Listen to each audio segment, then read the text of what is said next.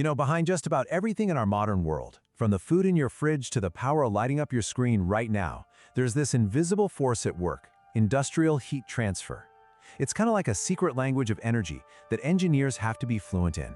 And right at the heart of that language is a really fascinating mystery that we're going to solve today. Okay, let's get right into it.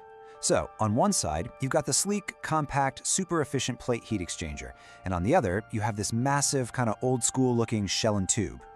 But here's the thing. Walk into almost any major industrial plant, and you'll see the shell and tube is still the undisputed king. So why is that?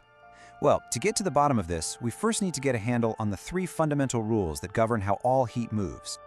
Everything in thermodynamics, and I mean everything, comes down to just three basic ways that heat gets from one place to another.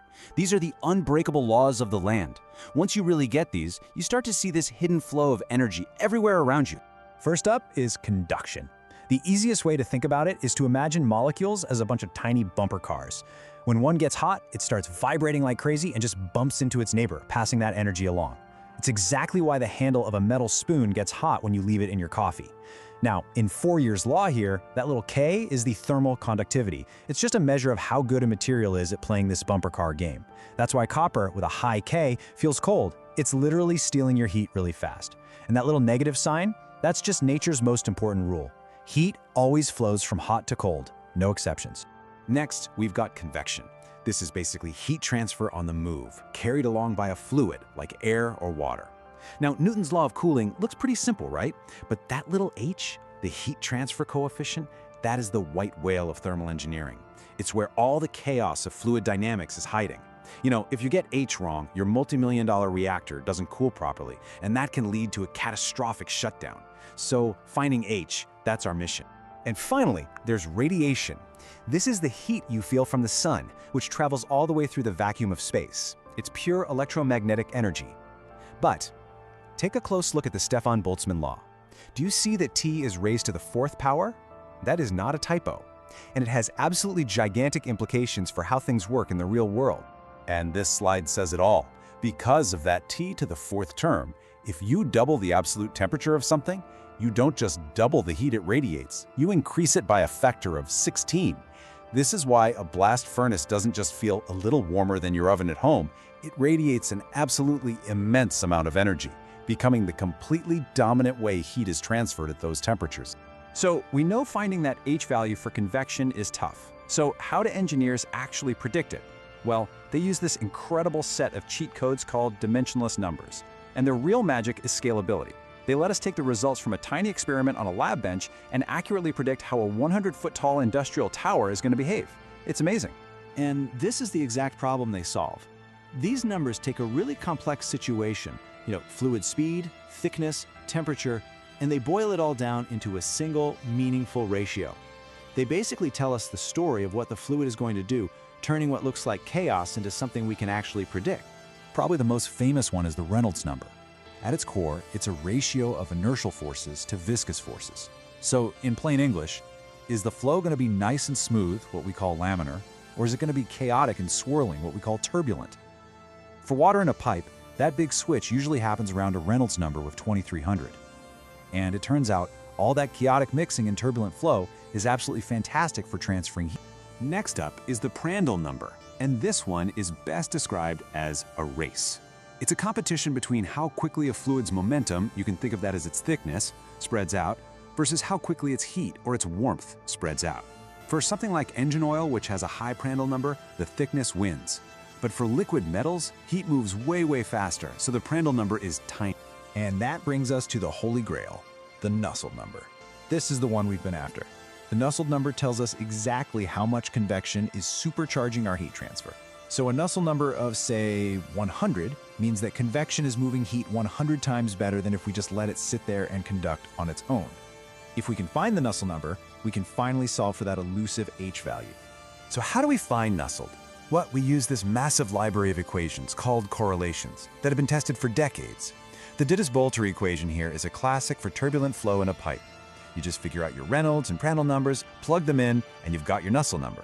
And see how that Reynolds number is to the power of 4/5? That shows you just how much a fluid's speed impacts heat transfer. If you double the flow, you get a huge boost in performance. It's a seriously powerful tool. Okay, so now that we can speak the language, we know our conduction, convection, and our dimensionless numbers, we can finally go back to our central mystery and properly analyze these two industrial gladiators. And the whole debate really boils down to one of the most classic trade-offs in all of engineering. Is it better to have something that's purely, rawly efficient? Or is it better to have something that's just tough, reliable, and can survive the brutal, day-to-day reality of an industrial plant? Let's look at the comparison, because this table really tells the story. Look at that pressure rating. A shell and tube built to strict TEMA standards can handle pressures over 1,000 bar. That kind of pressure would literally shred the gaskets on a plate exchanger. And then there's fouling. That's all the gunk and scale that builds up over time and just kills your performance. While the turbulence in a plate exchanger helps reduce it, when that fouling inevitably happens, the simple, tough tubes of a shell and tube are just way easier to clean. Before we get to the final verdict, there's one last tool we need. As fluids move through an exchanger, their temperatures are constantly changing, right? So just taking a simple average temperature difference is actually wrong. The log mean temperature difference, or LMTD, is the proper effective average that takes that change into account. It's the critical number engineers plug into software like HTRI to correctly answer the single most important question: exactly how big does this thing need to be? All right, we have all the pieces. We get the physics, we have our dimensionless numbers, and we know the key design parameters. It is time to finally solve the mystery of why this old titan still reigns supreme. And here it is. The answer isn't about which one is more efficient on a perfect spec sheet. It's about which one survives reality. Chemical plants, oil refineries, they run at insane pressures with fluids that are anything but clean. The shell and tube exchanger wins because it is a durable, maintainable, absolute workhorse. It can handle the pressure, it can handle the gunk, and you can clean it and put it right back to work. In the real world, robustness almost always beats raw efficiency. But here's the thing. Optimizing just one piece of equipment is only a tiny part of the puzzle. The real magic, where you see the massive energy savings, is when you start thinking about the entire plant as one big interconnected system. And this is where process engineers use a brilliant technique called pinch analysis. Instead of just dumping waste heat, they actually map out every single hot stream and cold stream in the entire plant. They find what's called the pinch point, the spot where the temperatures get closest, and then they design a whole network of exchangers to move heat from the streams that need cooling to the streams that need heating. It is the closest thing you will ever get to a free lunch in thermodynamics, and it saves plants millions of dollars. And there's one last mind-blowing point to consider: phase change. When a liquid boils, the tiny bubbles that form and rip away from the surface, that's called nucleate boiling, can boost the heat transfer coefficient by 10 times.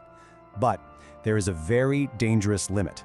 If you heat it too fast, a stable blanket of vapor can form on the surface, and that vapor acts like an insulator. You've seen this yourself with a drop of water dancing on a hot skillet. That's the Leidenfrost point. At that point, heat transfer completely plummets and the surface temperature just skyrockets until your equipment literally melts. It is a very high-stakes game. So let's wrap this up. What are the big things to take away? First, the Nusselt number is king. It's your key to finding the heat transfer coefficient H. Second, LMTD is the tool you need for properly sizing your equipment. Third, always think bigger with pinch analysis. Never waste a single joule of energy. And finally, and maybe most importantly, always remember that in the real world of engineering, practical things like pressure and reliability almost always win out over pure theoretical efficiency. Heat transfer really is the pulse of the entire industrial world, and mastering its language means you're mastering energy itself. So, where should we go from here? Do you want a deep dive into the complex calculations behind pinch analysis? Or maybe a practical, step-by-step guide to designing a shell and tube exchanger from the ground up? Let us know what you want to see next. Thanks for joining us.